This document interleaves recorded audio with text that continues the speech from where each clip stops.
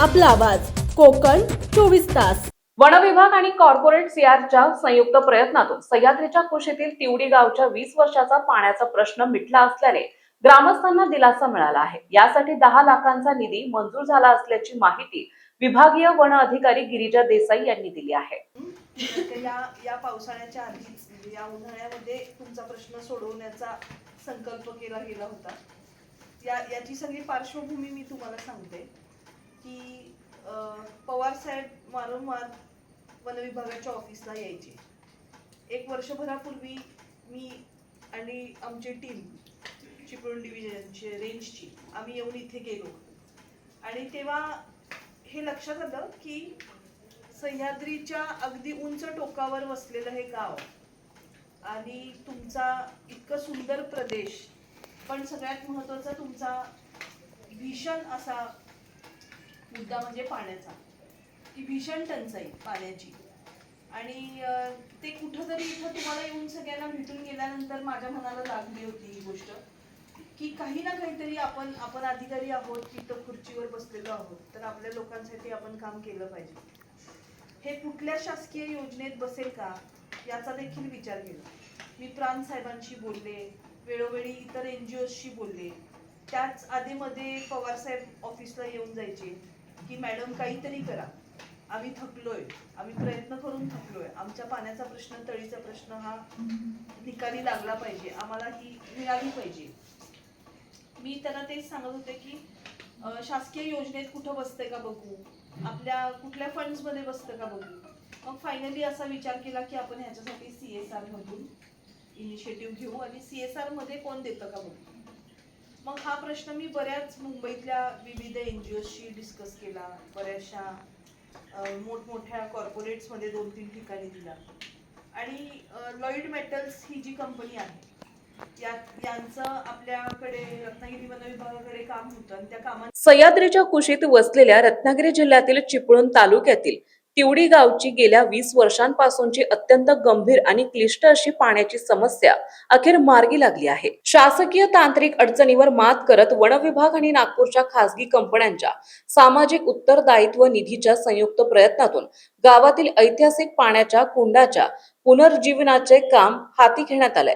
यामुळे संपूर्ण तिवडी गावात सध्या आनंदाचे वातावरण पसरले आहे। इंद्रायणी मॅडम आल्या होत्या आणि मी इंद्रायणी मॅडमला हा प्रश्न मांडला आणि दुसऱ्या मिनिटाला इंद्रायणी मॅडम म्हटल्या की मॅडम पाण्याचा प्रश्न आहे, आपले गावकरी आहेत आणि याच्यासारखं पुण्याचं काम काही नाहीये। आणि त्यांनी बेझिझकपणे, म्हणजे मला असं अपेक्षा होती की त्या म्हणतील त्या 10 लाखाच्या जी आवश्यकता आहे त्यातले 1 लाख देऊ, आम्ही 2 लाख देऊ, असं त्या म्हणतील असं माझी अपेक्षा होती। पण त्या म्हटल्या मॅडम किती पैसे लागणार आहेत। मी म्हटलं मॅडम प्रोजेक्ट आहे तो 10 लाखाचा आहे, तर काय करायचं। तर त्या म्हटल्या सगळे पैसे आम्ही देतो। झाला तुमचा मॅडममुळे झाला आणि सहज मॅडमने जर सगळी बॅकग्राऊंड सगळं सांगितलेलंच आहे ऑलरेडी तुम्हाला।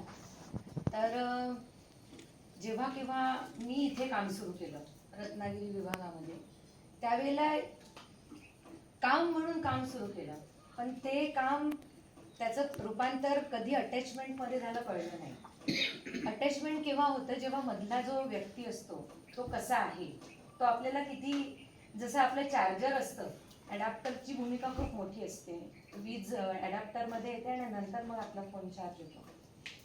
त्या पद्धतीने जर मॅडम सारखे अधिकारी असले तर खरोखर ते काम एकदम प्रॉपरली होतं आणि तेच मी केलं आहे। मी असं काही खूप विशेष केलं नाही, फक्त इतकं नक्की तुमच्या सगळ्यांच्या ऐकण्यातून म्हणजे तुम्ही बोललात त्याच्यातून कळलं की जे तुम्ही प्रयत्न करत होतात गेले खूप दिवस की तुमच्या पाण्याचा प्रश्न सॉल्व्ह झाला पाहिजे, सहज एकदा मॅडम बोलल्या आणि ते मी मनावर घेतलं की चला आपण काम सगळेच करतो, तुम्ही आम्ही सगळे छोटे मोठे सगळे काम करतात, काम कोणी करत नाही असं नाही आहे, पण ते किती फ्रुटफुल करतो, त्याचा किती पुढच्याला फायदा होऊ शकतो ह्याची जर आपण थोडीशी काळजी घेतली तर ते म्हणतात ना एकमेका साह्य करू अवघे जरूर सुखात, त्याशिवाय काही नाही आहे। त्यांनी आम्हाला सहकार्य केलं, आम्ही तुम्हाला सहकार्य ही अशी चॅनल चालत राहणार आहे।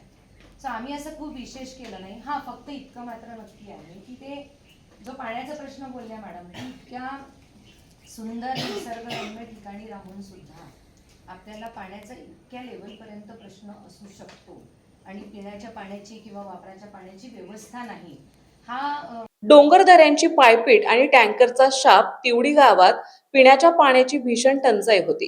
ग्रामस्थांना विशेषतः वृद्ध आणि महिलांना पिण्याचे पाणी आणण्यासाठी आणि कपडे धुण्यासाठी सह्याद्रीचा कठीण डोंगर उतरून आजूबाजूच्या 4 गावांमध्ये भटकंती करावी लागत असे.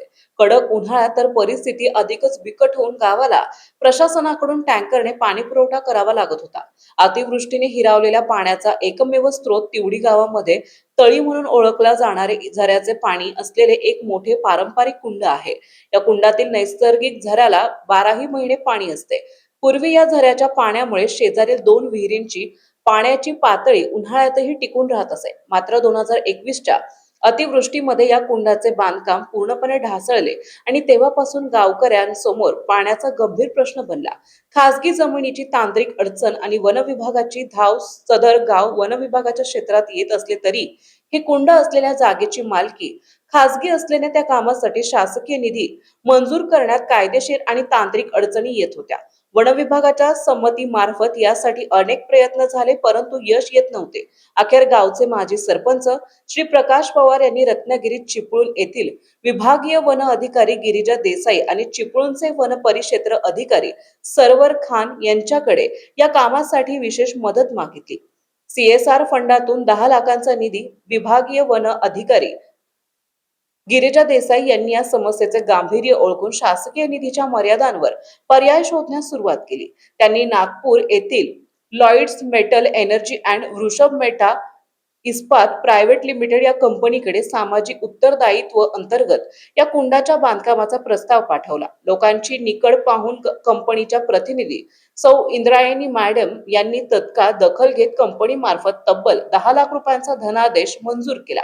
यामुळे गेल्या 2 दशकांचा हा जळजळीत प्रश्न एका झटक्यात मार्गी लागला. विशेष कार्यक्रमात निधी सुपूर्द, मान्यवरांची उपस्थिती, या निधीच्या हस्तांतरणासाठी आणि कामाच्या शुभारंभानिमित्त तिवडी गावात एक विशेष कार्यक्रमाचे आयोजन करण्यात आले होते.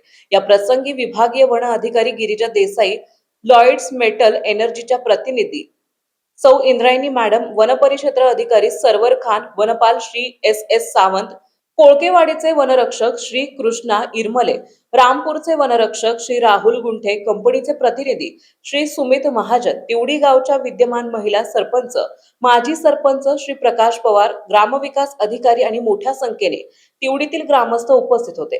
शासकीय यंत्रणा आणि कॉर्पोरेट क्षेत्राने एकत्र येऊन दाखवलेल्या या संवेदनशीलतेमुळे तिवडी गावची पाण्यासाठी होणारी वणवण आता थांबणार असून ग्रामस्थांनी वन विभाग आणि संबंधित कंपन्यांचे आभार मानले आहेत.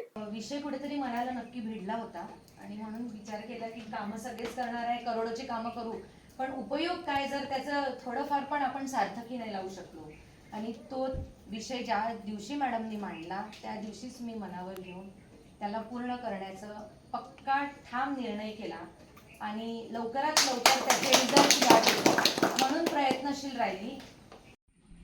आमच्याकडे पूर्वी टँकरनी पाणी पुरवठा होत होता आणि तो पाणी पुरवठा आज सगळ्यात चालूच आहे. आणि हा जो प्रश्न आहे गेली जवळजवळ 20 ते 25 वर्ष, ज्याप्रमाणे मी 95ला ग्रामपंचायतमध्ये आलो तेव्हापासूनचा हा आमचा पाण्याचा प्रश्न आहे. आणि तो पाण्याचा प्रश्न आज आम्हाला हे 10 लाख रुपये मिळाल्यामुळं आज तो निकाली निघणार आहे. म्हणजे आमचं खरं गावचं आमच्या देवीच्या वतीने भाग्यच समजावं असं आज आम्हाला तो 10 लाखाचा निधी मिळालेला आहे. आणि खरोखरच म्हणजे तसं बघायला गेलं मॅडम, आम्ही उंचावरती आहोत. एवढी भीषण पाणी टंचाई असते न बोलण्यापलीकडं. आमच्या म्हणजे महिलांना ह्यापूर्वी कुठे नादुशामध्ये पाणी आणायला जायला लागायचं, असं कधी रिक्टोळीमध्ये जायचं, कपडे धुण्यासाठी रिक्टोळीत जायचं, नादुशामध्ये जायचं. हा जो प्रश्न आहे आमचा, तो हा प्रश्न जवळजवळ निकाल निघेल असं मला तरी वाटतं. आणि त्याचप्रमाणे तळी, हा जो तळीचा विषय आहे तो तळीचा विषय तुम्ही मार्गी लावलात त्याबद्दल आम्ही त्या लॉइड्स कंपनीचे आणि त्याचप्रमाणे मॅडम इंद्रायणी मॅडम यांचे आणि देसाई मॅडम यांचे खूप खूप खूप खूप म्हणजे न बोलण्यापलीकडं एवढे आभार आम्ही मानू शकतो की आमच्याकडे शब्दच नाही. तर त्याचप्रमाणे आम्ही त्यांचे खरोखर धन्यवाद मानतो.